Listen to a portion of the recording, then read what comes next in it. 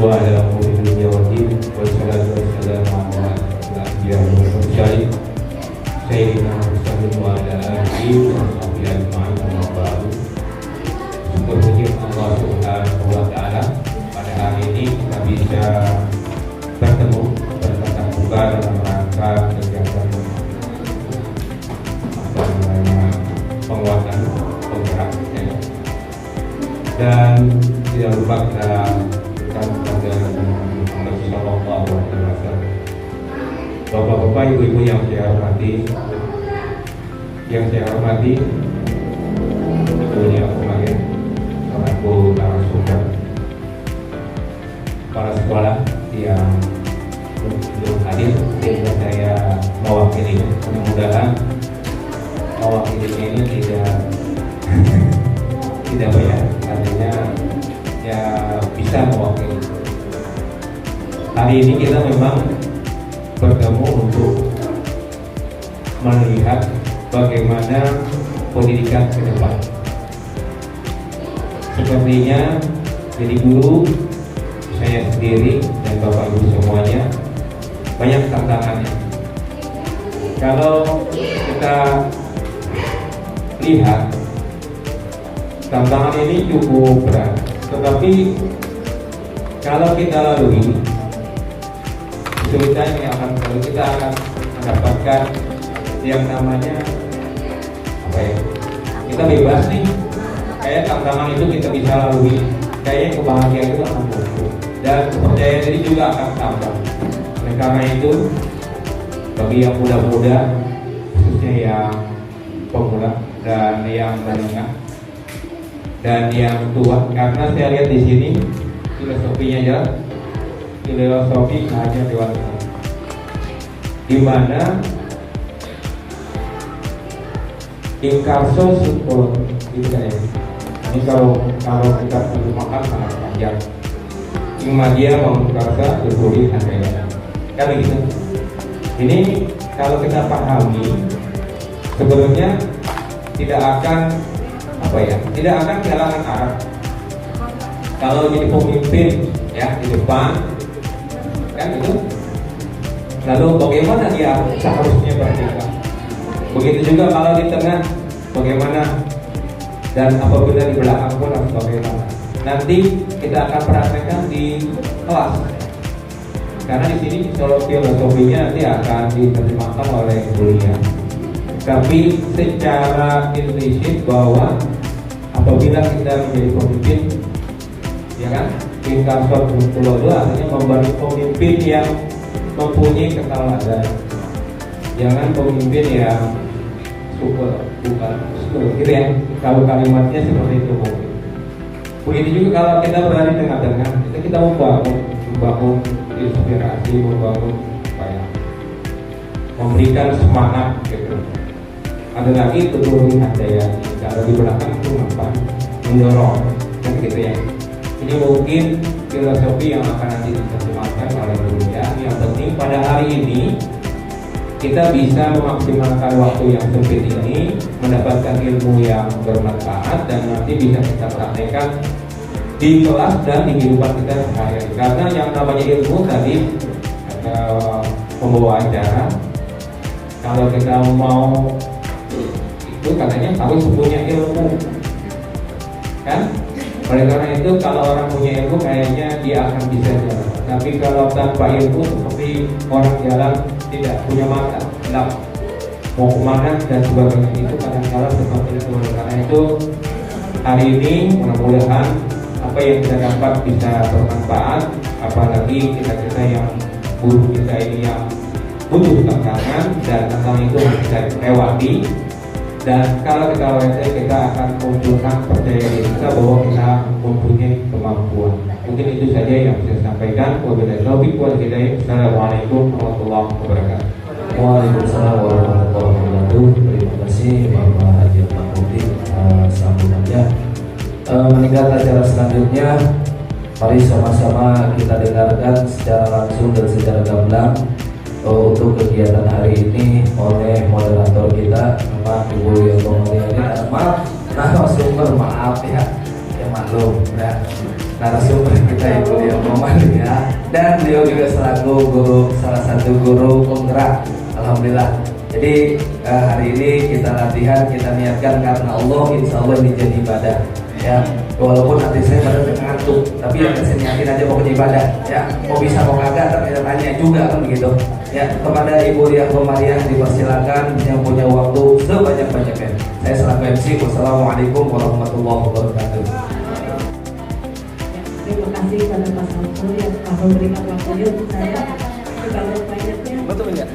Bismillahirrahmanirrahim. Bapak Haji Ahmad ini selaku Kepala Tata Usaha, yang terhormat Bapak Haji Ibu Dewan selaku Koordinator BB, dan yang terhormat Bapak Ahmad Rijal Fikri SIP MM selaku Wakil Kepala Sekolah Bidang Kesiswaan, rekan-rekan syukuran lainnya serta Bapak Ibu sekalian yang saya hormati.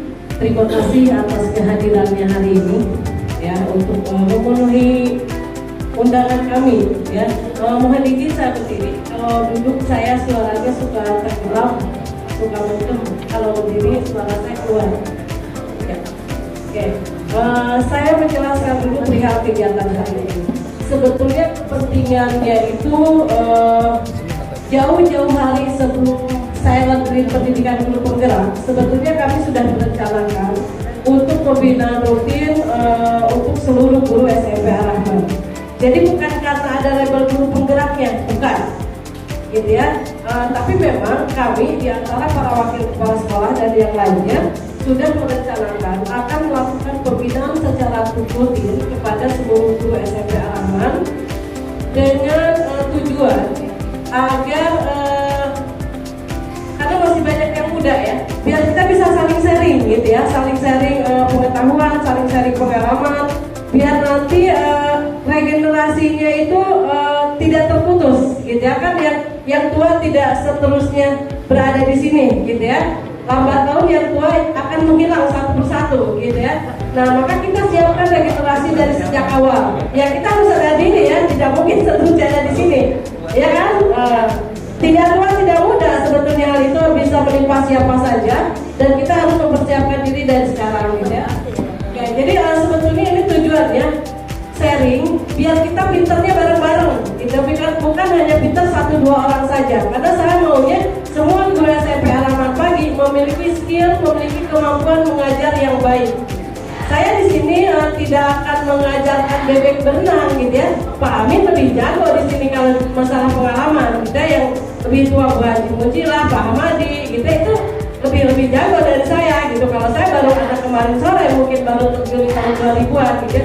Tapi di sini kita akan berdiskusi bersama, akan menyelesaikan masalah-masalah yang kita hadapi bersama sehari-hari gitu ya. Jadi lingkupnya yang ada di Ar-Rahman. Saya tidak akan jauh-jauh kemana-mana pembahasannya, tapi yang memang kita hadapi yang pertama adalah di lingkungan kelas di mana kita mengajar. Saya tidak akan skup sekolah dulu. Kalau skup sekolah itu terlalu jauh.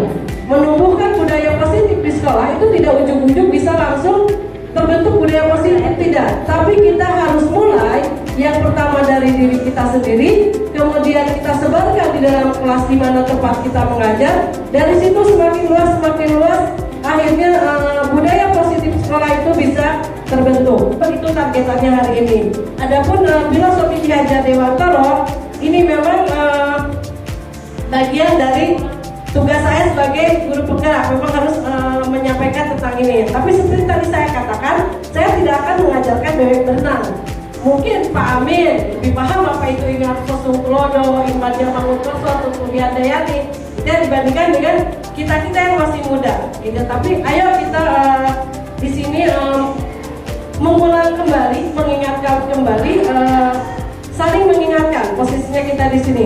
Tidak ada yang saya merasa saya masih anak bawang atau ini merasa senior, karena belum tentu ilmu itu bisa datangnya dari siapa saja gitu ya, seperti itu.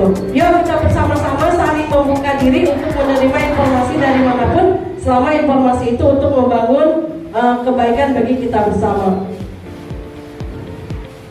Oke, sebentar ya, naik pas di akhir ya. Ya, di sini saya tampilkan slide ini. Belajar adalah kunci dari mengajar. Belajar adalah modal besar pengajar. Sepakat? Sepakat ya? Kalau tidak belajar, kalau kita tidak pernah mau belajar, ya gimana mau mengajar, gitu ya? Kita tidak punya modal kalau kita tidak pernah mau belajar. Ilmu ini berkembang. Ya, ilmu ini berkembang, terutama ilmu pengetahuan non agama ya, kecuali kalau ilmu pengetahuan non agama itu sifatnya mutlak. Kalau yang berdasarkan wahyu dari Allah kita tidak bisa mengubahnya. Tapi ilmu di luar wahyu dari Allah itu sifatnya berkembang, tidak stagnan di situ saja, sesuai dengan kodrat alam, kodrat zaman dan kodrat keadaan. Itu kata Ki Hajar Dewantoro, gitu ya. Jadi memang gurunya juga harus mengikuti perkembangan zaman, tidak bisa diam di tempat. Tidak bisa kita di masa lalu 20 tahun yang lalu pemikiran kita tentang pembelajaran itu masih diterapkan di masa kini, di mana anak-anaknya pun sudah berbeda zaman. Tidak bisa, maka gurunya pun memang harus mengikuti perkembangan, baik itu perkembangan secara keilmuan maupun perkembangan dalam penggunaan teknologi. Dalam hal ini tentunya yang tidak ada dulu ya, dulu di zaman 15 tahun, 60 tahun ke belakang, mungkin secara perkembangan teknologi ada sekarang, mau tidak mau guru dituntut harus bisa mengikutinya juga. Tidak bisa saya sudah tua tidak mau, ya tidak bisa seperti itu. Selama Bapak Ibu memilih profesi sebagai guru, ya mau tidak mau harus berkembang. Karena itu pilihan, kecuali kalau profesi guru bukan pilihan bagi Bapak Ibu, gitu ya. Ya mau tidak mau kalau pilihannya ada di profesi guru, ya kita harus berkembang mengikuti dengan zamannya anak-anak kita yang sekarang sedang kita hadapi. Artinya dapat mengantarkan murid untuk mencapai keselamatan dan kebahagiaan. Ini kata Ki Hajar Dewantoro, bahwa mendidik itu adalah menuntun. Yang namanya menuntun posisinya gimana? Ya, menuntun itu mengarahkan ya. Berarti posisi guru dalam hal ini mengarahkan, hanya mengarahkan. Adapun pilihan anak kemana, itu kan semuanya ada di tangan anak-anak. Kita hanya mampu menuntunnya saja, menuntun agar pilihan anak-anak itu tidak ke arah pilihan yang tidak tepat, menuntun agar pilihan anak-anak itu dapat membuat mereka hidupnya selamat dan bahagia di masa yang akan datang, gitu kan? Semua ingin bahagia, semua ingin selamat, gitu ya. Gurunya, enggak muridnya sama. Tujuannya keselamatan dan kebahagiaan. Oke. Kemudian pengajaran di sini merupakan proses pendidikan dalam memberi ilmu atau berfaedah untuk kecakapan hidup anak secara lahir dan batin. Kecakapan hidup, bukan kecerdasan, tapi di sini kecakapan. Cakap dengan cerdas beda. Ya, beda nggak? Apa bedanya? Kalau cerdas lebih ke arah akademik saja, sementara kalau cakap lebih ke arah skill. Skill itu bukan hanya akademik, gitu ya. Di abad 21 ini bukan hanya kecerdasan otak yang memang diperlukan untuk anak menghadapi tantangan zaman, justru skillnya yang dia harus muncul. Mungkin profesi yang tidak dikenal zaman dulu sekarang jadi dikenal. Dulu YouTuber tidak ada, sekarang YouTuber banyak duitnya.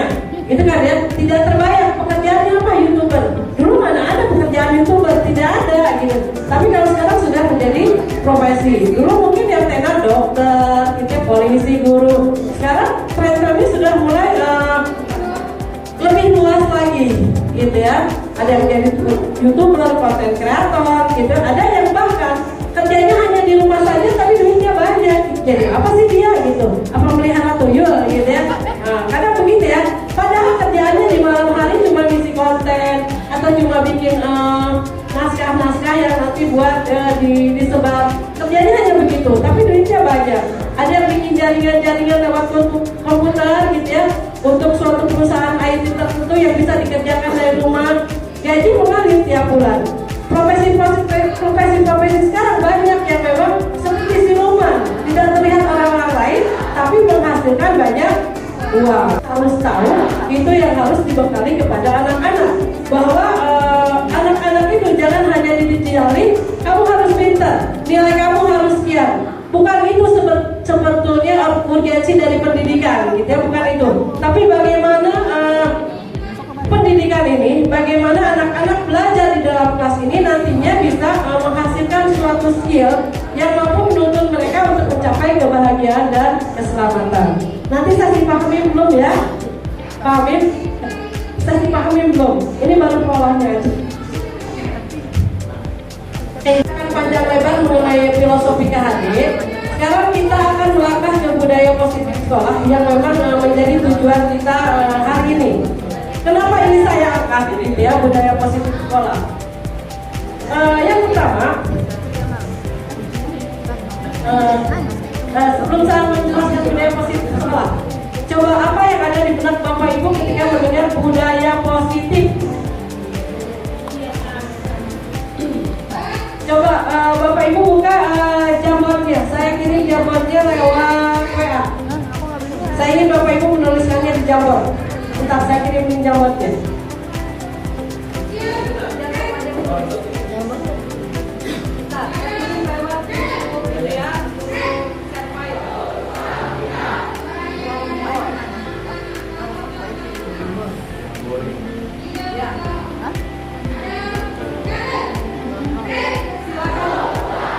Silakan klik linknya yang ada di grup WA saya lupa ya.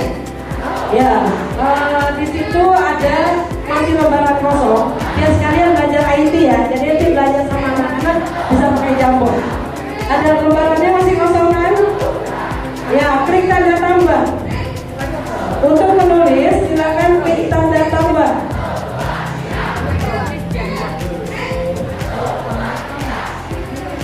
Kalau pakai HP pakai tanda tambah.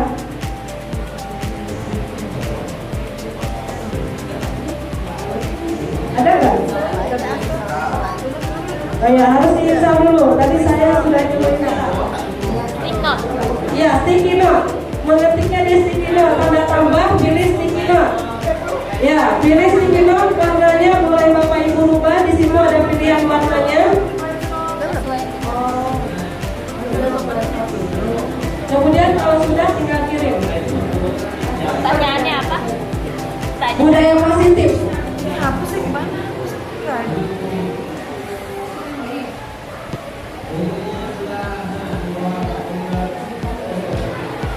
Yo, ada yang coret-coret. Ya coret-coret ini. Ya nggak apa-apa. Kalau buka jambat kan? Iya coret. Iya. Pilih tanda tambah, kemudian di situ pilih sticky note. Sticky note. Setelah sticky note, silakan Bapak Ibu mengetikkan di situ. Karakternya terbatas kalau sticky note. Ya, budaya positif sekolah itu yang ada di benak Bapak Ibu apa? Budaya positif sekolah. Hah? Iya Bu. Iya, boleh ganti warna juga bisa. Di atasnya kan ada pilihan warnanya. Ini baru siapa nih? Budaya kebiasaan yang baik, Bu Ratna. Ini bersih siapa? Nggak kelihatan. Ya, bersih. Ini saya hapus ya, yang garis-garisnya. Budaya positif sekolah, bersih. Terus katanya kebiasaan yang baik.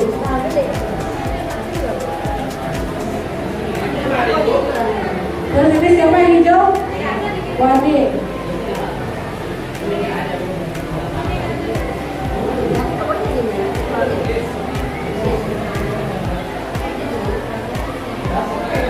Oh maksudnya begitu dong kan?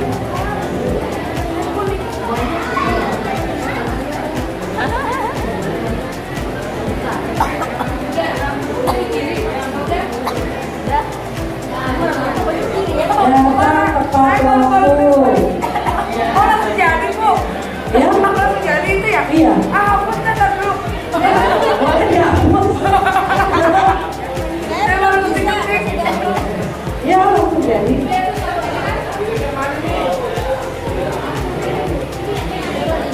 Sampah pada tempatnya kan? Oh saya nggak ada. Ketemu kayaknya kita. Nih, siapa yang masih kosong? Oh banyak tuh ya. Pada putih semua. Yang masih kosong sudah dikirim, bisa diedit lagi. Ada pink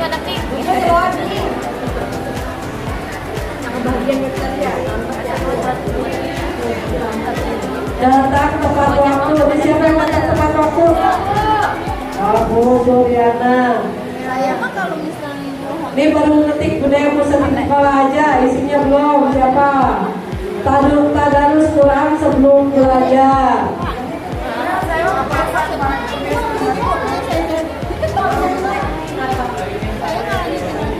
Ntar saya kesanakan dulu ya. Siapa yang saya carel? Ayo siapa? dulu sabar. Ayo yang coret-coret siapa? Ya. Langsung ringan.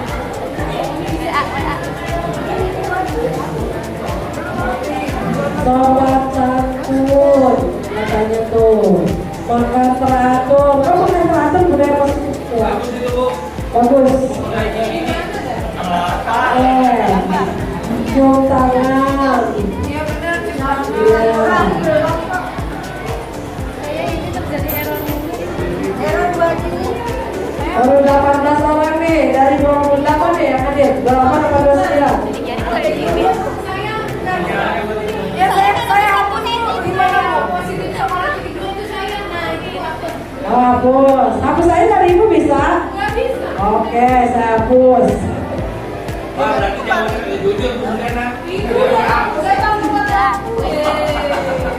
Berarti baru 17. Oke, yang lain. Masih loading. Itu belum ada. Udah ada. Iya. hapus deh Bu, saya hapus. Hapus yang mana? Kenapa? Melakukan kebiasaan. Ya budaya. Iya, nggak apa-apa, udah boleh juga. Gak apa. Oh. Bisa ini yang baru muncul. Sapu. Budaya positif adalah kebiasaan-kebiasaan baik yang biasa dilakukan oleh seseorang. Siapa? Nah, itu siapa tuh? Oke, beda nanti beda ya. Beda sama dengan saya. Tapi saya sih. Buang pada tempatnya, buang apa? Buang perilaku jelek. Buang mantan pada tempatnya. Buanglah sampah pada tempatnya, buanglah mantan pada tempatnya. Ya. Oke, sama lagi. Buang pada tempatnya. Apa ada di buang? Iya, kenapa saya menginikan budaya positif dulu? Karena ini yang akan menjadi cikal bakal nanti perubahan kita dan perubahan perilaku anak-anak hari ini dan kedepannya. Gitu ya, dari semangat kita untuk mewujudkan budaya positif di SMP Ar-Rahman. Cikal bakalnya dari sini, gitu ya. Senyum itu ibadah. Jadi jangan pernah senyum, ibadahnya berkurang ya. Tapi jangan senyum-senyum terus ya. Nanti pikirannya. Oke. Nah, ini adalah pendapat Bapak Ibu. Benar, karena ini memang merupakan contoh-contoh budaya positif yang ingin kita kembangkan di sekolah kita, gitu ya. Nah, oke, sudah? Mau saya close linknya? Belum ya, oke, sambil berjalan ya. Saya kembali lagi ke di sini budaya atau kebiasaan yang baik. Oke, budaya positif sekolah adalah budaya yang kekecilan kelihatan saya. Budaya positif sekolah adalah budaya yang menginspirasi hal yang mendukung ke arah kebaikan. Siapa nih? Bu Juju, oke. Kebiasaan baik yang dibiasakan atau dibudidayakan kayak ikan ya? Ikan. Budayakan, nggak ada budinya. Siapa nih? Budayakan. Budayakan. Oke, yang atasnya budaya positif adalah kebiasaan yang dilakukan di sekolah seperti kebiasaan sebelum mulai belajar. Oke, kita sepakat bahwa budaya positif itu adalah budaya-budaya yang baik yang memang harus itu menjiwai kita dalam keseharian. Jadi yang harus kita kembangkan baik pada diri kita sendiri sebagai guru, sebagai pendidik yang harus menjadi suri teladan buat anak-anak maupun kepada anak didik kita untuk mempersiapkan mereka terjun ke tengah-tengah masyarakat. Ya, dan ini harus dimulai dari lingkungan terkecil, ya lingkungan terkecil. Dan lingkungan terkecil nanti mengarah ke lingkungan yang lebih besar lagi. Nama Bu Haji? Oke, Guru terus bergerak menjelajahi budaya yang ada di dunia pendidikan untuk menciptakan suatu lingkungan positif yang terdiri dari warga sekolah yang saling mendukung, saling belajar, saling bekerja sama sehingga tercipta kebiasaan-kebiasaan baik. Dari kebiasaan-kebiasaan baik akan tumbuh menjadi karakter baik warga sekolah. Dan pada akhirnya karakter dari kebiasaan-kebiasaan baik akan membentuk suatu budaya positif. Jadi dalam menumbuhkan budaya positif kita tidak bisa sendiri. Ya, kita tidak bisa sendiri, harus semuanya saling bekerja sama, saling bahu-membahu, saling memperbaiki diri masing-masing. Tidak bisa kita sendirian berbuat baik, sementara yang lain tidak mendukung. Atau tidak bisa kita memberikan contoh, misalkan hanya segelintir orang menjadi suri teladan bagi anak-anak kita, bagi murid-murid kita, sementara yang lain tidak memberikan keteladanan yang baik. Jadi ini sifatnya harus menyeluruh. Kita harus bersama-sama, harus berkolaborasi untuk menciptakan lingkungan yang memang aman, nyaman, dan menyenangkan buat anak belajar di sekolah. Jangan sampai sekolah itu menjadi sesuatu yang horor buat anak-anak, sehingga anak-anak itu enggak ke sekolah. Horor masuk ke dalam kelas karena gurunya merasa tidak membuat dia aman berada di dalam kelas. Ya, seperti itu. Jadi ayo kita mari belajar bersama-sama di sini. Jadi untuk membentuk budaya positif yang ada di sekolah ini yang nanti akan dimulai dari kelas kita masing-masing. Nah, bagaimana budaya positif di sekolah ini bisa membentuk karakter murid, guru, dan visi misi sekolah? Tentunya lingkungan yang aman dan nyaman, ya, yang memberikan murid kesempatan dan kebebasan untuk berproses, belajar, membuat kesalahan. Nih, membuat kesalahan. Jadi anak kalau berbuat salah, ya nggak apa-apa. Toh anak bukan malaikat, guru juga sering berbuat salah ya. Jadi ketika anak berbuat salah itu bukan suatu hal yang tabu. Wajar anak berbuat salah. Tapi setelah itu ayo kita tuntun anak itu biar kembali kepada jalan yang benar, jalan yang lurus, jalan yang kita harapkan bersama-sama. Tapi kita hanya menuntun gitu ya. Jadi jangan tahu, jangan merasa kesal, jangan pernah merasa marah. Saya juga marah gitu kalau kesel banget gitu ya.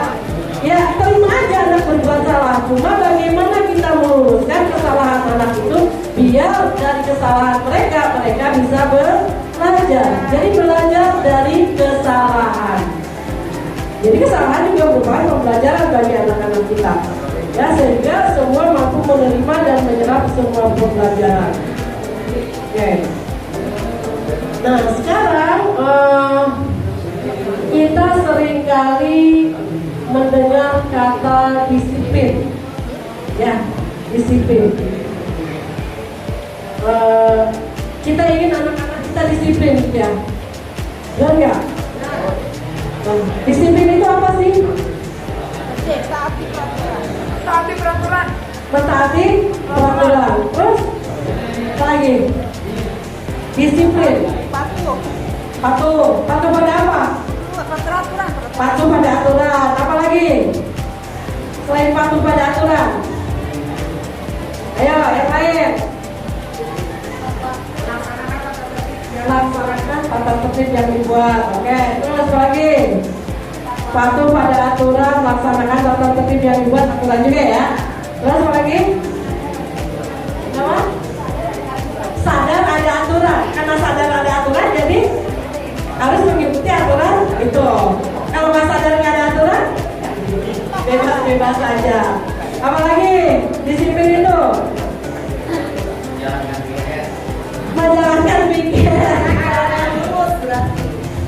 menjalankan pikir. Oke, kita lihat disiplin itu sebenarnya asal mulanya dari kata apa, gitu ya. Kalau menurut bahasa Latin ini berdasarkan Socrates dan Plato ya, bahwa belajar itu disiplina itu artinya adalah belajar, ya belajar. Jadi disiplin diri itu membuat orang menggali potensinya menuju sebuah tujuan apa yang dia hargai. Seperti disiplin itu gitu. Jadi disiplin itu bukan sesuatu yang dilakukan seseorang pada orang lain untuk menaati peraturan, bukan. Tapi kita kadang entah itu dari mana, kenapa disiplin itu jadi taat terhadap aturan. Padahal anak-anak kalau mendengar kata aturan itu Coba ketika Bapak Ibu kembali flashback ke zaman dulu, zaman Bapak Ibu sekolah. Ketika mengenal aturan gitu, aturan harus patuh pada tata tertib. Di benak Bapak Ibu apa? Hah? Terkekang. Dengan aturan terkekang ya. Terus lagi. Hah? Terpaksa, terkekang, terpaksa dengan aturan. Terus apa lagi?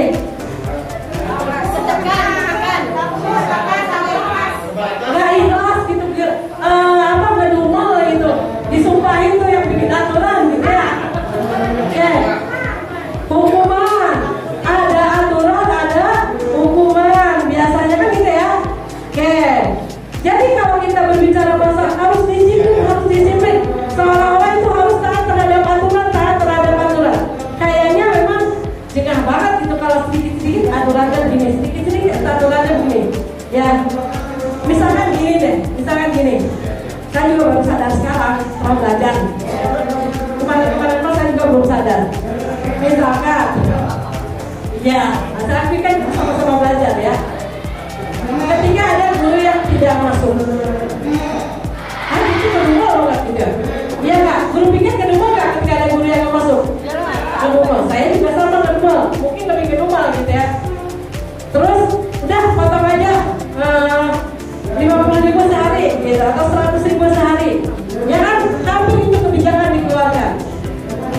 Cuma mungkin guru sadar gitu ya, mungkin guru sadar. Pendekatannya ternyata kalau seperti itu, coba apa yang dirasakan Bapak Ibu? Kalau aturan itu saya terapkan, ya, nggak nyaman. Apalagi? Paksa. Apalagi kalau ternyata aturan itu saya terapkan, rumah. Nah, kenapa? Mendingan nggak masuk ya, biar di pondok ini orang pengen jalan-jalan gitu ya. Duitnya banyak ini, duitnya banyak gitu ya. Kecil 100.000 sehari ya. Oke, pasti begitu ya. Dan itu tidak melahirkan sesuatu hal yang positif dalam diri Bapak Ibu. Ya nggak? Ya, coba saya dari dulu sadarnya begitu ya. Ya, sekarang kita lagi sama-sama memperbaiki diri gitu ya. Lagi mencari apa ya? Gimana caranya yang efektif? Mudah-mudahan kita sadarnya bareng-bareng. Jadi saya tidak kesulitan menangani Bapak Ibu. Bapak Ibu juga tidak sakit hati dengan saya gitu. Nah, coba kalau saya terapkan aturan itu, mungkin banyak korban yang sakit hati sama saya. Dan saya juga jadi tidak enak. Jadi orang kok begini aman. Padahal melakukan hal ini, kebijakan ini, gara-garanya kenapa sih banyak yang nggak masuk gitu. Coba kalau 100% tiap hari kelas full kan enak gitu ya. Saya bisa menjalankan tugas saya dengan nyaman gitu ya. Tugas lainnya Bapak Ibu juga nyaman di kelas, anak juga nyaman berada di dalam kelas karena terlayani dengan baik oleh Bapak Ibu. Gitu ya, jadi sama-sama nawain diri tentang tugas dan kewajibannya. Tapi kita ayo belajar untuk bijak dalam menyikapi sesuatu gitu ya. Oke, jangan mengedepankan emosi gitu ya, dikit-dikit jadi terlalu reaktif gitu. Jadi kalau bereaksi itu jangan terlalu reaktif. Mendengar begini langsung reaktif. Coba dipikir dulu sama hati nurani gitu ya, sama hati nurani dipikir dulu. Nanti lama-lama kalau hati nuraninya sudah berbicara, sudah ini, solusinya mungkin lebih baik. Berpikir lambat itu bukan berarti kita bereaksinya lambat, gitu ya, bukan berarti begitu. Berpikir lambat, memutuskan sesuatu secara lambat, bukan berarti keputusan itu tidak tepat. Mungkin keputusan yang lebih lambat dikeluarkan itu bisa lebih tepat dibandingkan keputusan yang lebih cepat dikeluarkan. Itu yang sifatnya reaktif. Ya, mungkin yang sudah tua lebih banyak pengalaman dalam mengendalikan emosi ya. Kalau yang normal lebih sering berhadapan dengan banyak orang, sudah makan asam garam gitu ya, sehingga macam-macam karakter orang itu lebih apa ya, sudah pernah gitu dihadapi, sehingga ketika memutuskan suatu masalah itu biasanya lebih bijak. Nah, kita yang muda-muda nih, yang muda-muda belajar dari yang sudah tua, belajar dari Pak Amin gitu ya, sudah puluhan tahun ya Pak Amin ya, gitu menyikapi ya persoalan hidup lah gitu, persoalan hidup kita sebagai guru gitu ya. Tuh. Nah, yang muda-muda ini yang biasanya harus agak kita apa ya, kita redam nih. Yang muda-muda lebih banyak mengedepankan emosi emosi biasanya gitu ya, dibandingkan dengan apa ya, nggak logika juga sih buat dia, lebih emosional biasa yang muda dibandingkan dengan bijaksananya. Jadi kalah gitu, masih kalah. Tapi nanti lambat tahun dengan seiring dengan pengalaman, seiring dengan apa ya, dengan sering berhadapan dengan masalah nanti akan berubah. Jadi hampirilah masalah biar Bapak Ibu cepat dewasa gitu ya. Untuk file pelatihan saya, file maksudnya file kode sendiri ini biar saya tidak susah gitu. Saya kirim lewat share file, lewat Padlet. Silakan klik link Padletnya Bapak Ibu, silakan isi di situ. Pertanyaan-pertanyaan yang ada di situ ada 3 pertanyaan yang tadi ya. Sudah terbuka link Padletnya? Ini saya masih yang gratisan, baru beli. Ya, silakan ketika Bapak Ibu ingin memberikan jawaban, tinggal klik tambah, ya, klik tambah, kemudian di subjeknya diisi dengan nama ya, nama, kemudian di bawahnya baru jawaban Bapak Ibu. Ini jujur saja, refleksi terhadap diri sendiri. Assalamualaikum warahmatullahi wabarakatuh. Kalau saya berpendapat, pendapat saya pribadi ya. Ini ya.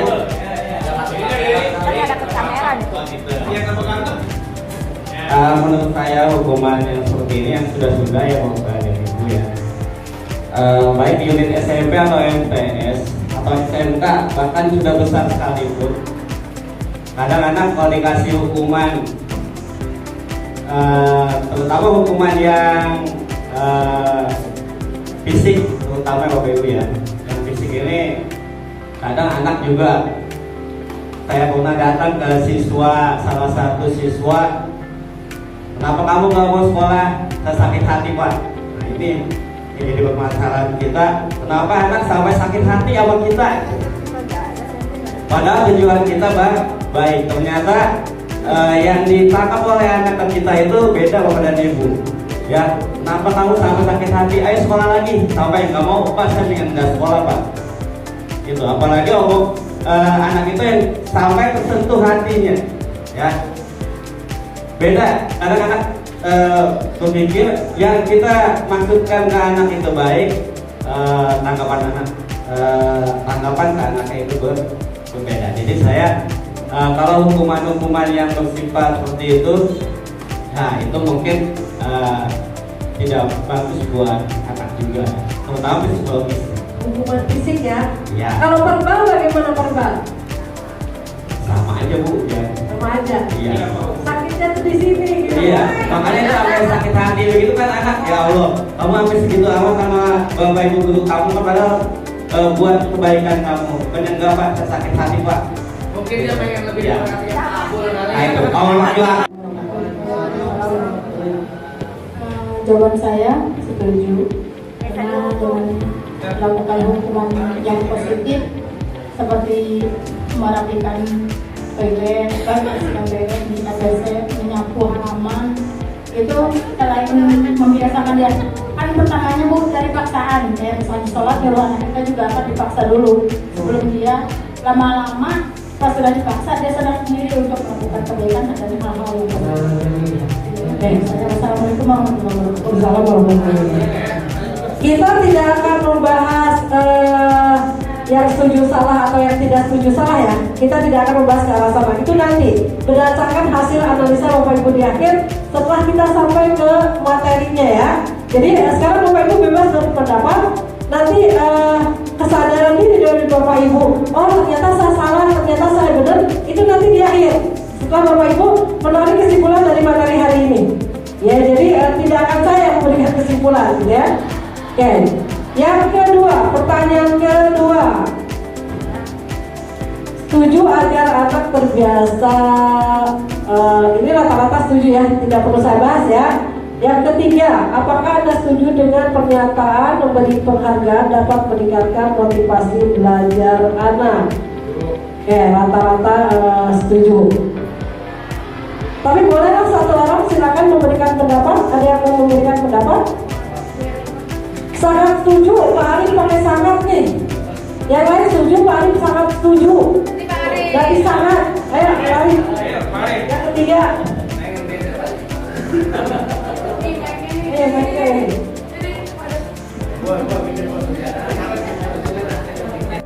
Assalamualaikum warahmatullahi wabarakatuh.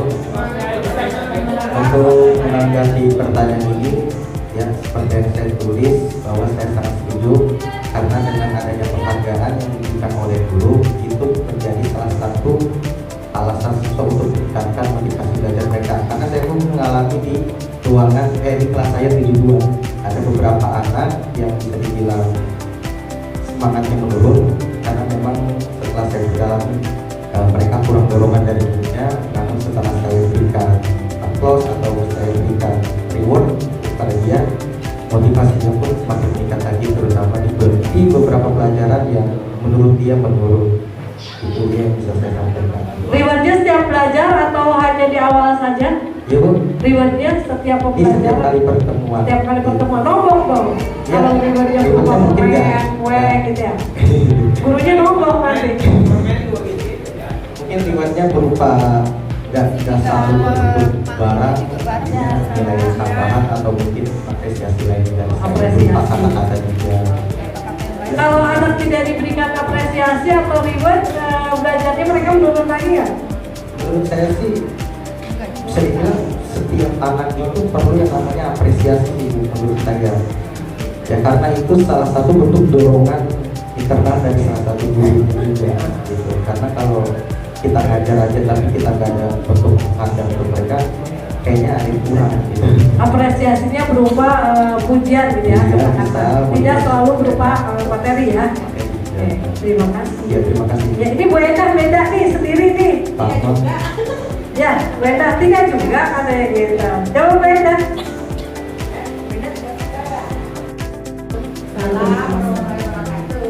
Ya mohon maaf kalau jawaban saya beda sedikit. Ya, jadi kalau menurut saya Bu dan menurut pengalaman, penghargaan itu jadi membuat dua sisi pikiran anak. Jadi ketika saya pernah memberikan reward penghargaan, jadi pas besok-besoknya anak akan melakukan itu karena ingin dapat reward. Gitu kan, biar besok dapat penghargaan lagi dari Bu Eda yuk gitu. Atau dari kejadian anak saya sendiri yang sekolah gitu kan. Tadi aku dikasih hadiah sama bu guru, berarti aku nanti malam harus belajar lagi supaya besok dapat reward. Lah nanti berarti kamu kalau mau belajar kalau mau dapat reward kan gak dapat reward pun. Akhirnya saya pikir, oh berarti saya juga salah gitu kan. Berarti satu sisi malah bisa menimbulkan itu gitu. Karena selalu berharap saya belajar nanti saya dapat reward. Akhirnya saya berpikir gini, gimana caranya supaya kita nggak harus kasih reward, tapi bisa meningkatkan motivasi anak gitu. Mungkin salah satunya yang pernah saya lakukan, Bu, bukan berarti saya paling betul ya Bu ya, mohon maaf. Jadi ada pengalaman, jadi anak saya itu dia awalnya sholatnya nggak rajin. Dan kemudian saya bilang sama gurunya, bantuin dong Bu guru, anak saya itu kalaunya rada susah. Terus akhirnya, ya nanti saya bantu ikhlas ya, gitu kan. Ya biar anaknya mau sholat itu gitu kan, karena laki-laki. Akhirnya gurunya itu besoknya itu anaknya pulang. Anaknya pulang, kata dia gini, Bun, kata bu guru saya harus rajin sholat. Terus kenapa? Karena kalau sholat nanti masuk surga. Itu. Terus jadi gimana kamu? Ya berarti aku mulai kali ini mau ke masjid, mau sholat di masjid. Kata sih gitu, dia mikir, wah emang kamu dikasih apa sama bu guru? Enggak, bu guru cuma cerita gitu aja. Kalau mau masuk surga, sholatnya harus rajin. Akhirnya saya berpikir, iya ya, dengan kita verbal aja dengan motivasi dalam bentuk lisan, tapi kita bisa menyampaikannya kepada anak sendiri atau mungkin di sekolah dengan berbagai cara, itu ternyata bisa memberikan motivasi tanpa harus reward. Yang saya khawatirkan dua itu memang yang timbul di benak anak-anak. Itu Bu pendapat saya. Terima kasih. Terima kasih atas pendapatnya. Kita boleh setuju, boleh tidak ya? Oke, kan tergantung pengalaman hidup seseorang. Oke, nanti kita akan bahas ke depannya. Kita lihat lagi slide ya, slide berikutnya. Oke, coba Bapak Ibu praktekkan ini secara berpasang-pasangan. Silakan cari pasangan. Oke. Ya, berpasangan. Silakan salah satu dari pasangan menuliskan di secari kertas sesuatu hal yang paling berharga di hidup Bapak Ibu, atau yang paling berharga barang, ya mau barang mau apapun itu adalah sesuatu yang paling berharga menurut Bapak Ibu. Ya, terserah. Ya. Boleh benda, boleh apa gitu yang dituliskan di situ. Misalkan sebongkah berlian, wah berharga banget gitu ya. Atau apa gitu. Salah satu pasangan aja. Ada pasangan yang lain kan boleh tahu ya? Nggak boleh tahu. Ini apapun bebas. Bebas. Oke. Nggak harus bareng. Nggak harus barang. Pokoknya sesuatu yang paling berharga menurut Bapak Ibu ada di kepala tangan Bapak Ibu. Yang barang itu tidak boleh satu orang pun mengambilnya, saking berharganya.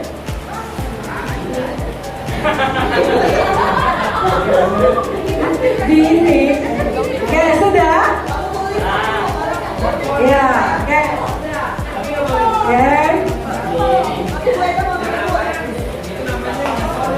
Sudah? Yang bagian mengepal tadi, yang bagian mengepal silakan ngepal sesuatu yang paling berharga tadi sebuat mungkin gitu, anggap di kepala tangan Bapak Ibu sedang menggenggam suatu hal di benda atau sesuatu yang paling berharga sehingga orang lain itu tidak berhak mengambilnya, gitu ya. Pasangannya silakan mencoba untuk membuka kepala tangan pasangannya, boleh dengan cara memujuk, boleh dengan cara mengancam, boleh dengan cara apapun sehingga kepala tangan itu boleh sampai terbuka. Kalau tidak bisa terbuka ya terserah juga gitu ya. Saya berikan waktu 1 menit. 1 menit, boleh memujuk, boleh memaksa, boleh dengan cara apapun. Mana pasangannya?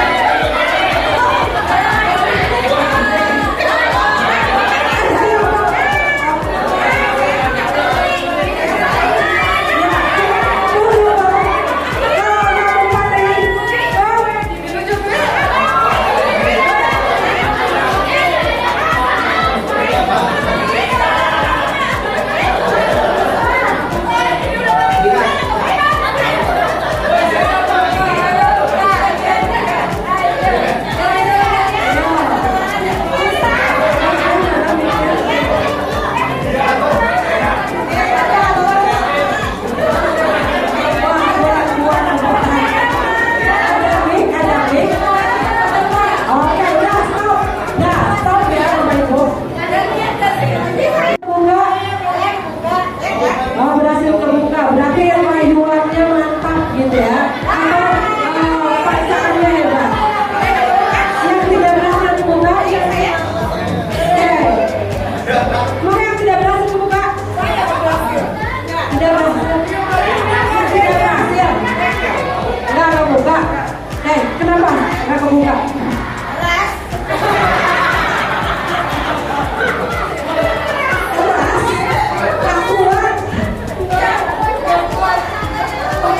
Pokoknya saya genggam serat-seratnya tadi sampai gak bisa buka. Karena itu sesuatu yang berharga.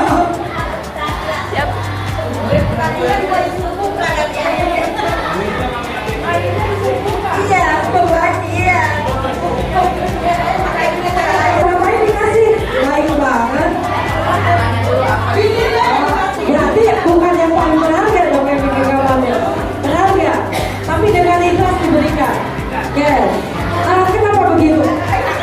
Tapi bukannya istrinya itu ya? Kalau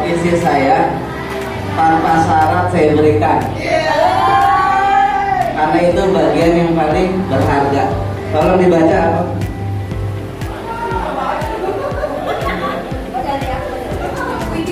Tulisannya jelek. Kebahagiaan. Harus dibagi-bagikan sama kebahagiaan. Ya udah bagi aja sampai ikhlas, mengharapkan apa-apa.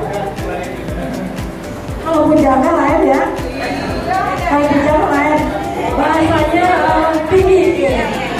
Kebahagiaan mah harus berbagi dengan orang lain ya. Tapi kalau secara cukup dipegang sendiri, iya kan? Oke. Tidak mempan, ya? Nggak mempan gitu. Karena merasa bahwa sesuatu itu harus dipertahankan. Sementara Papa Ujang dengan sukarela gitu ya, memberikan sesuatu yang berharga itu kebahagiaan buat orang lain. Dengan keputusan yang begitu itu suatu hal yang luar biasa ya. Oke. Nah kita kembali ke murid-murid kita. Ya kembali ke murid-murid kita. Sekarang gini, kalau murid-murid sebelum ke murid-murid kita, keputusan untuk membuka atau tetap menggenggam erat itu barang berharga itu ada di tangan siapa? Apakah karena paksaan orang lain atau karena keputusan diri sendiri untuk membuka itu atau keputusan diri sendiri? Oke, Bu Erni keputusan diri sendiri? Ya, walaupun dibujuk juga ya.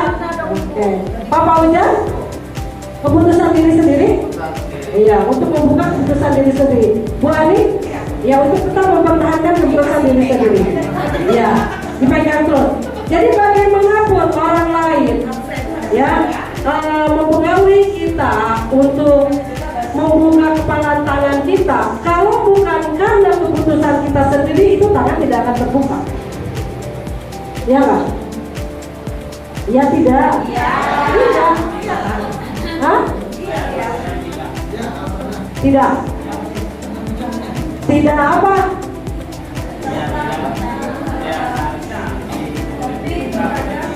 Ya, keputusan ada di tangan? Keputusannya karena kita ini sosial. Ya. Tidak mungkin kita hidup sendiri. Jadi benar menurut kita belum tentu benar menurut orang lain. Maka disitulah kita terbukanya.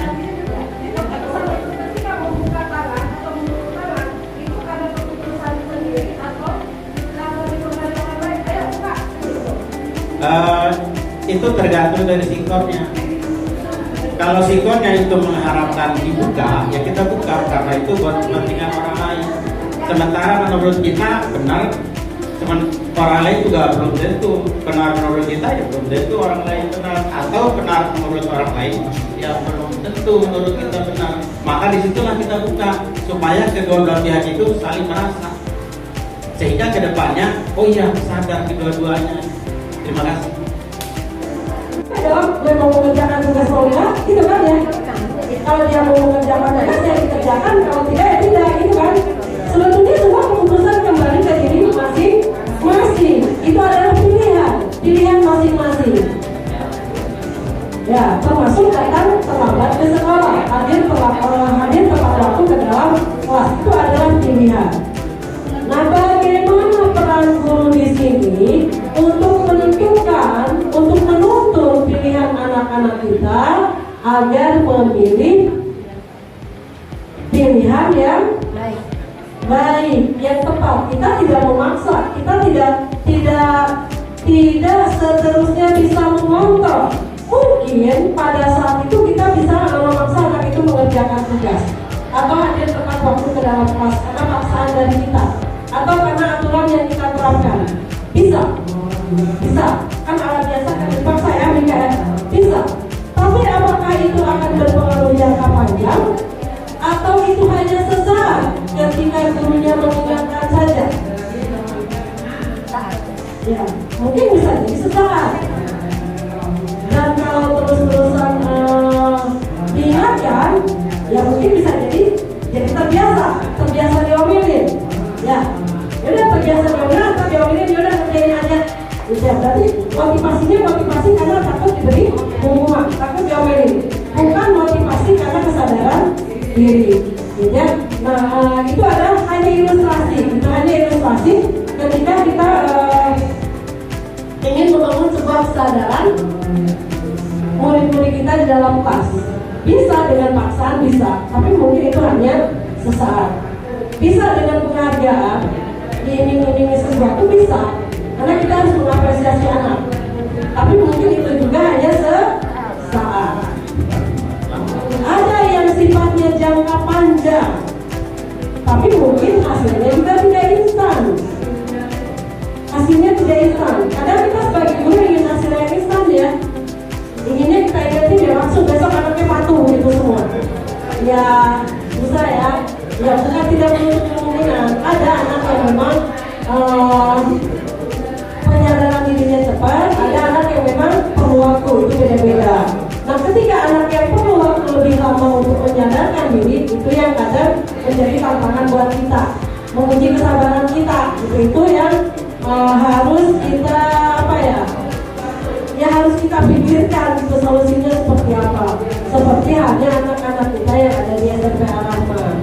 Mungkin pelajaran ibu ini patuh, pelajaran ibu ini banyak yang nggak patuh. Banyak faktor ketika anak itu mematuhi seseorang gitu. Karena guru ini mah kalau nggak dipatuhi gitu, hukumnya suka begini menyusahkan gitu. Atau guru ini mah gampang, nggak pernah kasih hukuman. Ada kan ya yang guru tugasnya dikerjakan, tidak dikerjakan, buahnya tidak mengerjakan, ada ya sudah nanti dikerjakan ya nak, cukup sampai di situ. Ada yang begitu, ya enak lah. Ya macam-macam guru kan ada ya. Ada yang suka memberikan hukuman, awas loh kalau nggak dikerjakan, besok kamu begini. Ada yang suka mengancam, ada nggak? Aku banyak yang suka mengancam. Ada juga yang tidak pernah mengancam. Ya sudah nak, nanti lain kali kerjakan ya. Oh baik banget guru yang begitu ya. Ada yang hanya kamu mengerjakan tugas tidak apa, saya tidak sempat, ya cuma dicatat doang. Ya, ada yang begitu. Ada juga tipikal guru yang mengatakan begini, kamu mah kalau ngerjain tugas, padahal ibu sudah capek-capek loh membuat soal itu. Kamu nggak kasihan sama ibu apa, ibu sudah capek-capek menyiapkan soal, tidak kamu jawab. Ya, ada yang begitu. Ada nggak? Ada curhat gitu. Tapi ada juga yang begini, ketika anak tidak mengerjakan tugas. Kenapa tidak mengerjakan tugas? Oh saya begini gitu. Apakah kamu sekarang bisa mengerjakan tugas itu di lain waktu gitu ya, dengan baik? Bisa bu, nanti pulang sekolah akan cari kerjaan dengan baik. Ada yang begitu gitu, mengarahkan anak. Menurut kamu ini bagusnya gimana?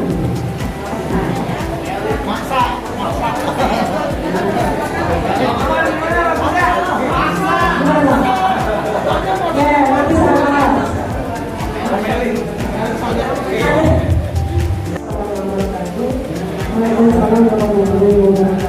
Kalau saya setiap siswa yang tidak mengerjakan, selalu saya bilang kepada mereka, sikap ibu tergantung kalian.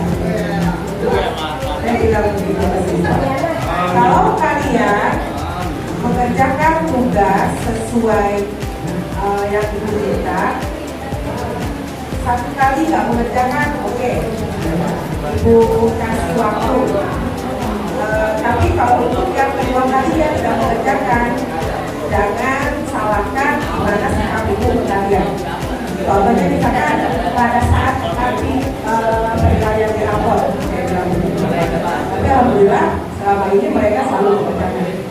Saya cuma bilang seperti itu ke mereka. Sikap ibu tergantung kalian. Saya bilang gitu. Kalau anaknya pada mengerjakan tugas, sikapnya bisa harus ya. Ya. Saya bilang gitu.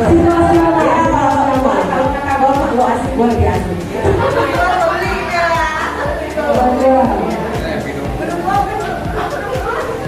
Ada lagi? Kita nih mudah-mudahan ini diterima. Kalau kita terima ya nggak apa-apa. Kita terima Kan tidak ada yang salah, tidak ada yang benar. Tapi kesimpulannya, oh saya termasuk yang begitu, saya termasuk yang begini, ya. Ini saya melihat dari motor di depan itu pendidikan guru penggerak. Saya memahaminya bukannya pengajaran guru penggerak. penggerak, tapi saya memperhatikan pendidikan guru penggerak. Saya harus membedakan dulu pendidikan dengan pengajaran. Tadi sudah dipaparkan di depan. Pengajaran itu kan, ya mohon maaf, saya harus di depan ya Bu. Melihat gerakan saya. Begini, ya Bu, Bapak dan Ibu. Saya ini seorang guru berhadapan dengan anak itu adalah berlaku sebagai pendidik. Kalau pengajaran menurut saya itu menyampaikan materi misalnya sesuai dengan jadwal dan waktu yang sudah ditentukan. Anak ini mau memahami mau tidak itu terserah. Itu kalau pengajaran. Kalau salah diluruskan ya. Sedangkan pendidikan itu bermacam-macam cara untuk menempuh anak itu supaya berubah. Kalau memang anak ini sulit untuk ditangani, maka ada beberapa cara yang dilakukan oleh guru. Di antaranya benar apa yang dikatakan oleh Ibu Eka tadi dan Ibu Ani tadi, saya setuju sama Ibu Eka tadi. Ini kita akan berikan satu gambaran bahwa di aturan ini ada 1, 2, 3, 4 dan seterusnya. Nah kemudian kita pahami dulu anak itu, anak bisa memahami tidak apa yang kita sampaikan. Kalau memang kira-kira anak ini bisa memahami, coba gerakan kita ini memotivasi dirinya.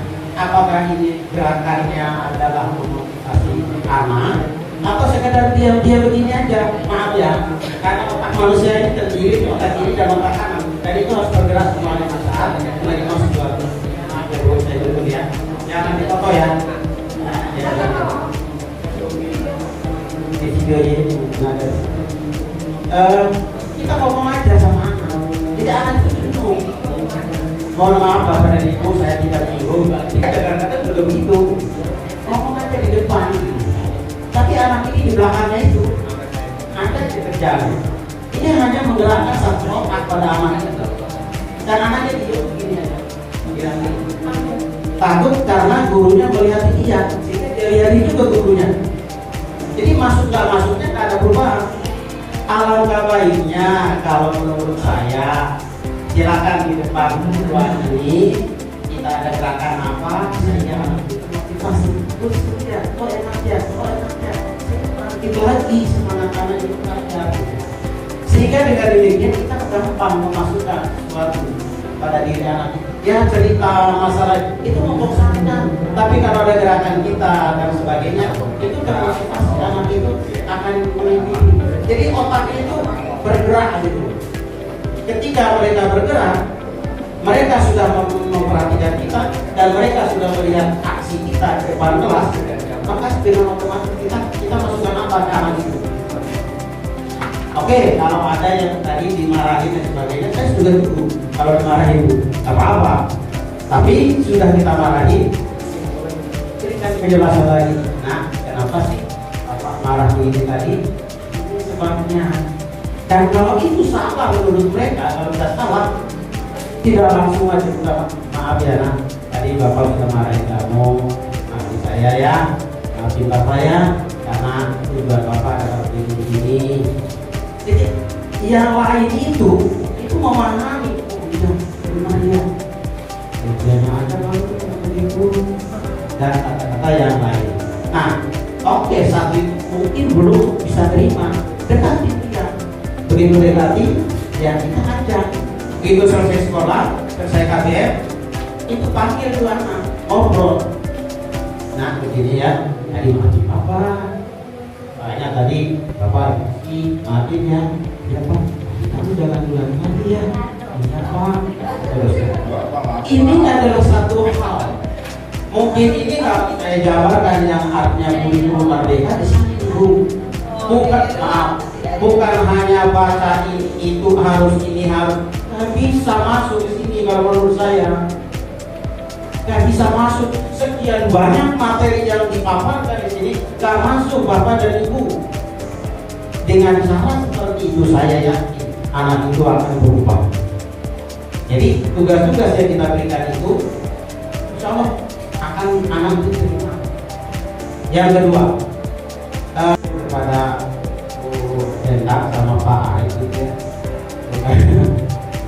begini, reward itu kan bukan hanya materi Bapak dan Ibu.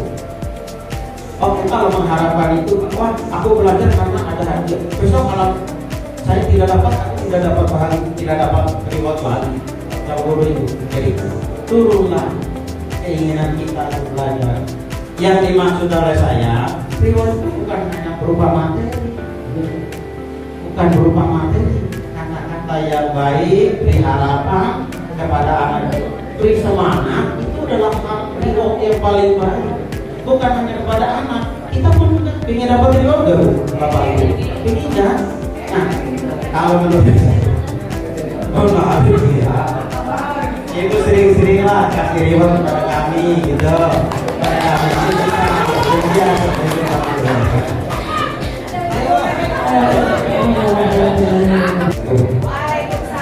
Saya hormati Ibu Lia yang kertas yang tadi.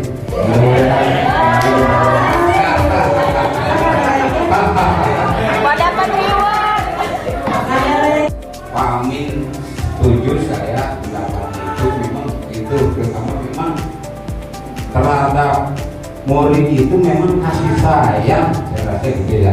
Tapi kasih sayangnya ya jangan berlebih-lebihan. Ya memang kalau memang dia tidak mencari PR, kita omelin, gitu kan? Tapi jangan sampai ke hati.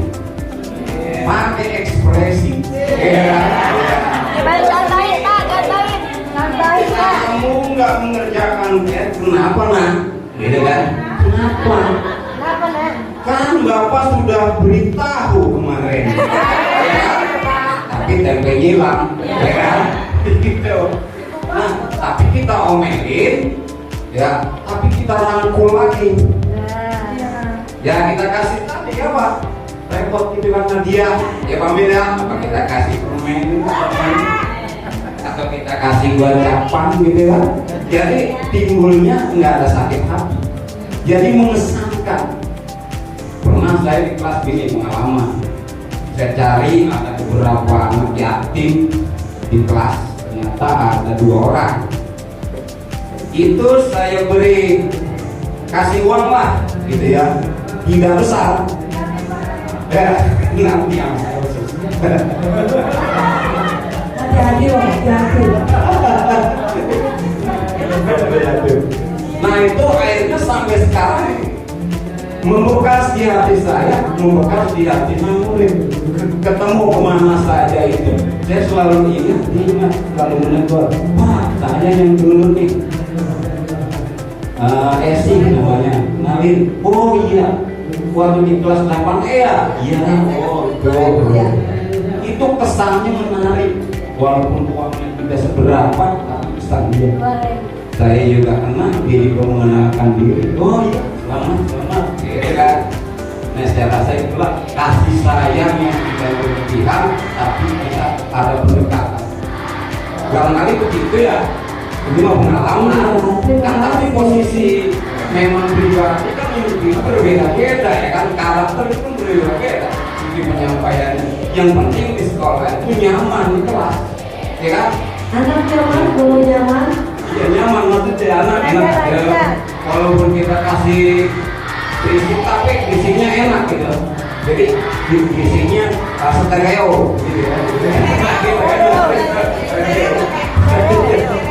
Barangkali ini sedikit aja berdasarkan pengalaman ya. Assalamualaikum warahmatullahi wabarakatuh.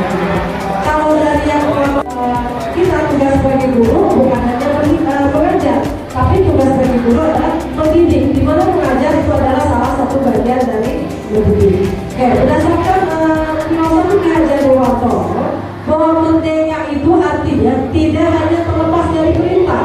Jadi jangan diartikan bahwa merdeka itu bebas, tidak ada orang yang memerintah. Bukan seperti itu. Kemerdekaan di sini, merdeka belajar di sini, tetap merdeka dalam batasan. Ada batasan-batasannya, yaitu batasan norma yang berlaku, baik norma agama maupun norma masyarakat yang berlaku di suatu daerah tertentu, gitu ya. Nah, arti merdeka juga di sini cakap dalam memerintah diri sendiri. Jadi merdeka untuk memutuskan apa yang terbaik buat dirinya sendiri. Tapi tentu dalam batasan-batasan tadi, batasan norma, baik itu norma agama maupun norma sosial yang berlaku di masyarakat. Oke, kita lihat ke slide yang ini.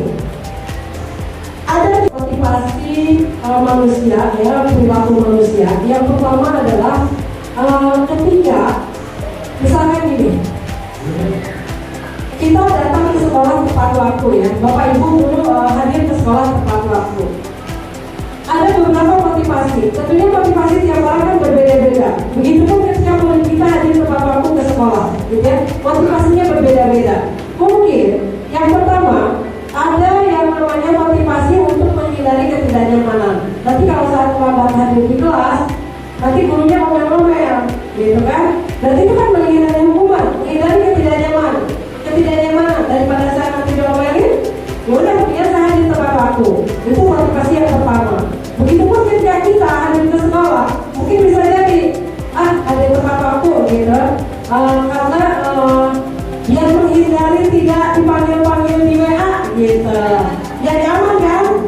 Ya itu faktor yang pertama. Karena menghindari ketidaknyamanan atau menghindari hukuman. Faktor yang kedua, ketika orang itu melakukan memutuskan untuk suatu perilaku tertentu, yang kedua adalah untuk mendapatkan imbalan. Yang tadi ada reward, gitu ya. Berarti kan motivasinya ada ingin mendapatkan imbalan. Kalau saya melakukan ini nanti dapat imbalan. Kalau saya jadi guru berprestasi nanti dapat ini. Gitu. Kalau saya jadi murid teladan yang satu nanti dapat ini. Gitu.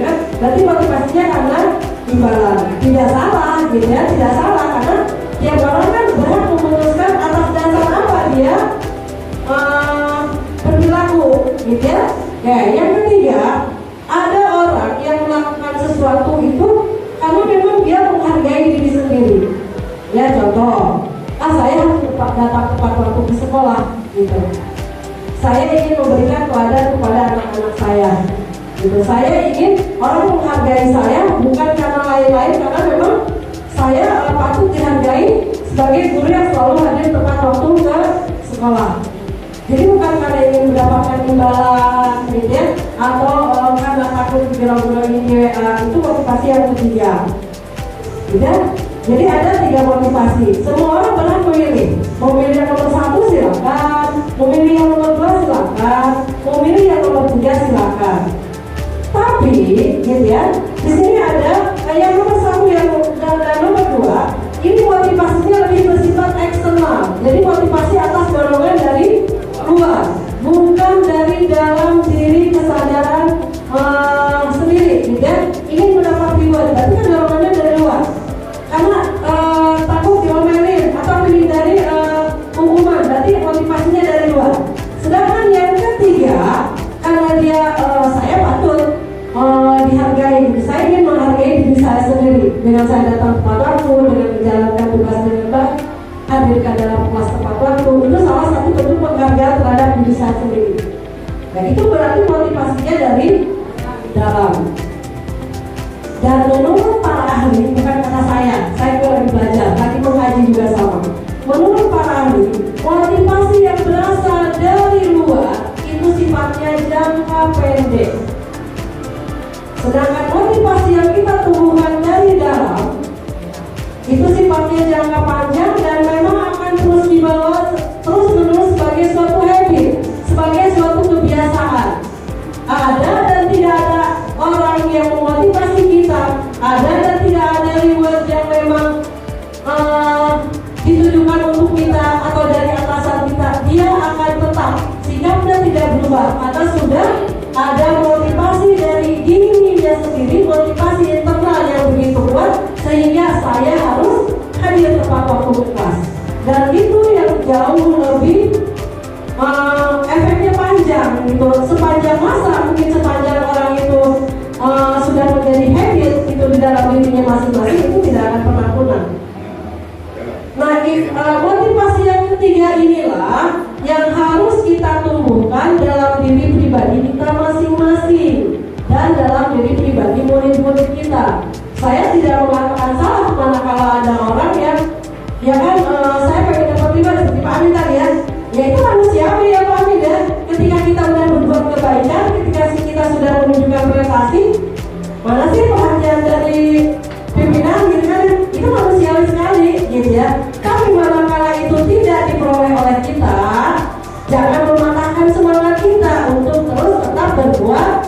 Baik, berarti keduanya tumbuh bersama-sama. Dan jangan sampai motivasi ketiga dikalahkan oleh kedua. Yang harus kita tetap tanamkan adalah motivasi yang ketiga. Itu yang harus kita tumbuhkan. Yang harus coba kita kita latih dalam diri kita dan dalam diri murid-murid kita. Mudah-mudahan dengan adanya ikhlas beramal ya kabur ya kalau di depan ya. Ikhlas beramal mudah-mudahan kita tidak akan pernah putus ya. Insya Allah gitu. Selama orientasinya memang untuk kebaikan, insya Allah kita tetap makan sehari 3 kali. Anak-anak kita tetap bisa sekolah gitu ya. Bisa berangkat ke sekolah untuk belajar. Mudah-mudahan kita barokah tidak pernah putus sepanjang kita hidup. Tidak bahkan mengalir mungkin pada anak kita manakala kita sudah tidak ada. Itulah yang harus kita tumbuhkan dalam diri pribadi kita masing-masing dan harus kita tanamkan ke dalam murid-murid kita. Sehingga ketika anak-anak kita mengerjakan tugas di sekolah dari guru menjadi kelas, itu bukan karena takut. Takut saya lebih dihukum. Misalkan duduk saya masih musim nggak duduk di depan kelas. Kalau zaman saya dulu masih musim, saya ngajar awal tahun 2000, saya masih sering menghukum anak, terus terang. Masih ke kelas bawa penggaris, anak dihukum di depan kelas. Kalau tidak bisa jawab, berdiri di depan kelas. Itu saya masih melakukan tahun 2000-an gitu ya. Belum sadar. Sekarang sudah enggak gitu. Apakah Bapak Ibu masih melakukan menghukum anak berdiri di depan kelas? Apalagi dengan sebelah tangan, diangkat kaki, pegang kuping, gitu. Itu hal-hal yang harus mulai kita kikis, gitu ya. Jadi anak zaman dulu berbeda dengan anak milenial sekarang pendekatannya. Jadi sebagai guru kita pun harus mengikuti karakter anak-anak zaman ini, gitu ya, generasi milenial. Mungkin kalau zaman dulu orang tuanya tidak akan protes ketika anaknya begitu, atau anaknya juga sendiri tahan banting karena ya sudah saya nggak dibelain kok sama bapaknya, ya udah terima aja gitu ya.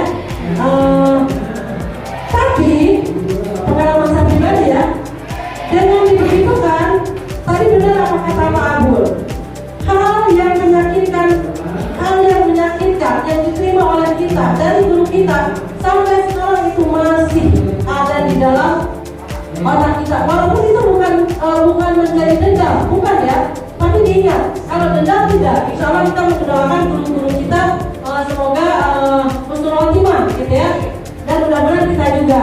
Tapi tetap pengalaman buruk itu akan dikenang sepanjang masa. Ya enggak? Ya, walaupun tidak itu tidak menjadi rasa dendam akhirnya kita balik dendam ke anak-anak kita sekarang enggak. Justru itu menjadi pembelajaran. Nah, kita harus berkaca kepada kita, gitu ya. Bagaimana rasanya kalau kita digitukan sama guru. Nah, kita harus berkaca. Jadi ketika kita akan menghukum anak atau memberikan anak sanksi dan lain-lain, kita berkaca dulu. Kira-kira ini menyakitkan anak atau tidak? Ya, nanti saya bahas apa bedanya hukuman konsekuensi dengan cara yang lebih bijak, gitu ya, untuk biar anak itu sadar mau mengerjakan tugas apa yang kita kerjakan. Konsekuensi sudah pernah membuka PNM, ya, pernah mendengar restitusi ini apa, gitu ya. Ini yang sering kita lakukan adalah hukuman dan konsekuensi, ya. Hukuman konsekuensi ada sanksi, ya. Kalau hukuman itu biasanya sifatnya tidak tertulis, atau tidak gitu. Kalau hukuman, misalkan gini, yang tidak direncanakan, misalkan yang tidak direncanakan anak itu tiba-tiba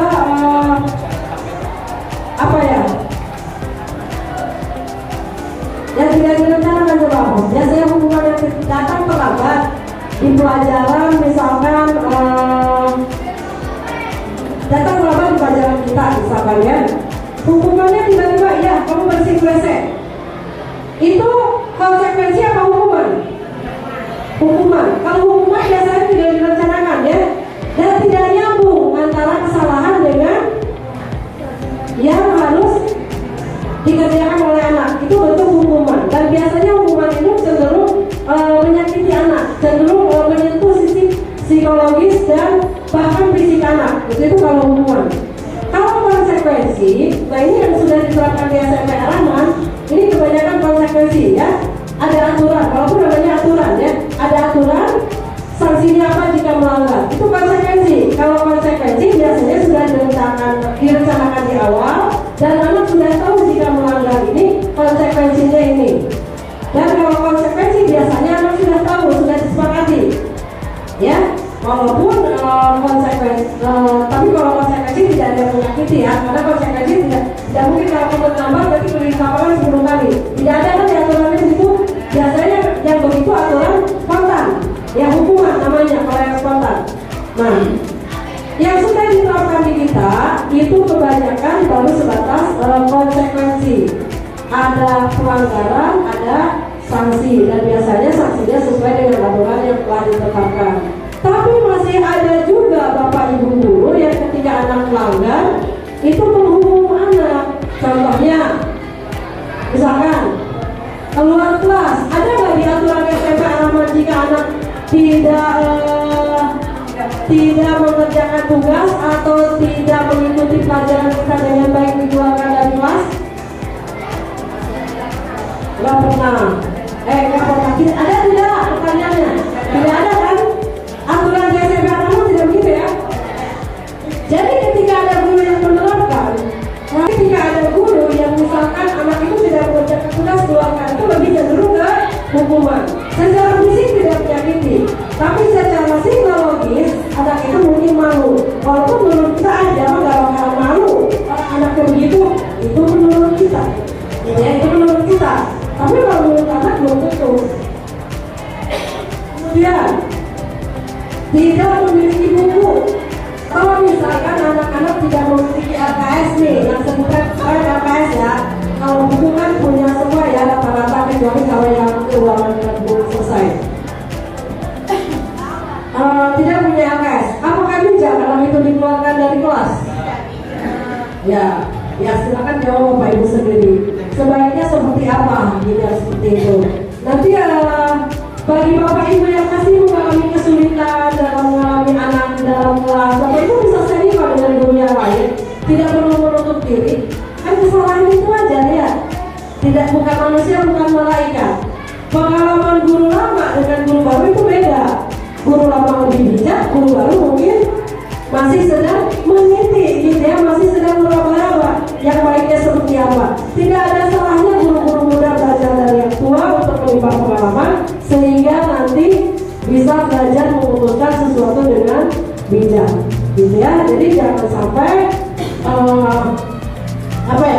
anak itu merasa, kalau kata siapa ya, aduh ini anak kan ini anak malas sekolah gitu, ya susah-susah mau sekolah aja untung gitu, mau sekolah aja untung, ini udah di dalam kelas juga dikeluarin, gimana sih saya udah sampai jungkir balik gitu biar anak ini masuk sekolah. Nah itu kan beda.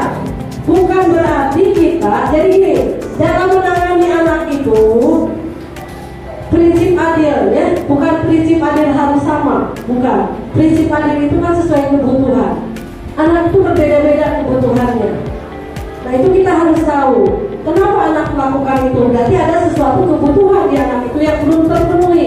Itu yang guru harus tahu. Apa kebutuhan yang belum anak-anak itu terpenuhi sehingga dia melanggar aturan yang telah disepakati. Itu yang PR kita. Memang banyak jadi guru itu tidak mudah. Jadi guru itu tidak mudah gitu ya. Itu tadi apa itu hukuman, konsekuensi, restitusi itu nanti saya belakangkan gitu ya. Nah ini posisi kontrol kita sebagai guru gitu ya. Bapak Ibu silakan mengukur diri Bapak Ibu sendiri. Bapak Ibu ada di tipikal guru yang mana? Apakah tipikal guru penghukum? Apakah tipikal guru pembuat orang merasa bersalah? Murid itu merasa bersalah gitu kalau waduh dia ya gitu, saya salah gitu. Kemudian apakah Bapak Ibu tipikal sebagai guru, sebagai teman, apa kita ya gitu. Maka dia tugas ya udahlah, nggak apa-apa ya dia tugas Bapak gitu. Begitu nggak? Gitu. Atau tipikal guru yang memantau, menanyakan sih tugas anak itu apa, tapi mantau doang. Apa CCTV?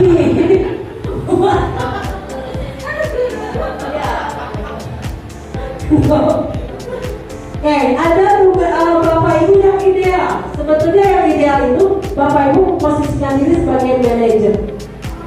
Makanya di dalam suatu perusahaan, di dalam suatu manajemen, di dalam suatu organisasi itu harus ada yang namanya manajer. Tugas manajer itu mengatur semuanya. Manajer itu kadang dia berperan sebagai teman, kadang dia berperan sebagai pemantau. Itu tugas dari manajer. Jadi kombinasi. Jadi manajer itu bisa memposisikan diri sebagai teman, kapan dia harus memposisikan diri sebagai teman, kapan dia harus memposisikan diri sebagai pemantau. Nah, Bapak Ibu di dalam kelas, kalau pelan-pelan lah, jangan selalu memposisikan diri sebagai penghukum. Dikit-dikit ngancam siswa, awas loh, nanti dapat konsekuensinya begini. Jangan sedikit-sedikit seperti itu. Jangan nanti siswa, mending kalau hukumannya itu dijalankan. Kalau nggak dijalankan, kan Bapak Ibu jadinya ini sendiri di mata anak, ngomong doang. Bapak Ibu dulu ini udah doang, cuma bisanya ngancam doang, iya nggak? Iya, kita yang sendiri menghukum anak terus, sementara yang mengerjain tugas banyak. Ya, oke. Atau jadi membuat merasa bersalah, kamu mah gak kasihan sama ibu udah capek-capek tadi ya bikin soal, atau ibu sudah capek-capek bikin soal, apa dia jelek-jelek dulu gitu ya. Nah, itu membuat merasa bersalah tuh, begitu ya. Atau yang ketiga sebagai teman, ya sudah, apa ngerjain tugas gampang. Nah, itu sebagai teman gitu ya. Saking bertemannya dengan anak gitu, CS-an, sampai-sampai tidak ada batasan mana guru mana siswa. Itu juga tidak boleh kalau hanya sebagai teman, gitu ya. Kemudian sebagai pemantau, hanya mantau aja gitu ya. Nah, itu juga nggak bisa. Yang bagus itu dia sebagai teman, dia sebagai pemantau ada di dalam satu pribadi yang utuh. Itu peran guru di situ. Jadi cari cara lain untuk menyadarkan anak biar dia mau mengerjakan tugas kita. Dan itu memang perlu kesabaran, perlu waktu yang tidak sebentar, bukan hanya sekedar 1-2 kali atau 1-2 kali pertemuan. Mungkin bisa jadi beberapa pertemuan baru itu menjadi suatu habit di anak. Itu suatu kebiasaan untuk mengerjakan tugas yang kita kerjakan. Jadi jangan maunya instan terus. Apa-apa maunya instan. Dinasihatin hari ini, besoknya harus benar jadi malaikat. Ya nggak bisa begitu lah. Manusia punya nafsu ya. Ya, manusia bisa memilih jalan baik jalan benar. Walaupun sudah kita arahkan kan tadi, yang mengontrol diri masing-masing tetap dirinya masing-masing. Ya, kita hanya mampu mengarahkan, menuntun ke arah yang baik dengan disadarkan, menyentuh sisi nuraninya dia, hati nuraninya dia. Jadi bukan dengan paksaan yang sifatnya sementara. Mungkin itu bisa, yang sifatnya sementara bisa gitu ya. Tapi itu hanya sementara gitu ya. Yang harus kita kita kontinukan itu yang jangka panjang. Mungkin sesaat boleh, bisa gitu ya. Kalau saking kepepetnya, yaudah tidak ada jalan lain, ancam gitu atau sanksi gitu ya. Boleh sebetulnya dengan sanksi tadi, asal sanksi itu sebelumnya sudah disepakati. Jadi bukan hukuman yang suatu hal yang sifatnya menyakiti anak atau tidak sesuai dengan kesalahan yang dibuat anak. Karena ada yang namanya konsekuensi, ada yang namanya kesepakatan kelas biasanya. Ada yang suka bikin kesepakatan kelas ya sebelum pelajaran dimulai. Misalkan kalau belajar dengan ibu, begini ya aturan mainnya, sepakat ya. Bikin dulu nggak waktu di awal pelajaran? Nah, yang baiknya seperti itu. Jadi ketika anak melanggar kesepakatan yang kelas yang sudah dibuat pelajaran kita bisa dengan leluasa untuk menyiapkan anak itu. Kesepakatannya bagaimana? Kesepakatannya gini Pak, kalau melanggar kesepakatan ini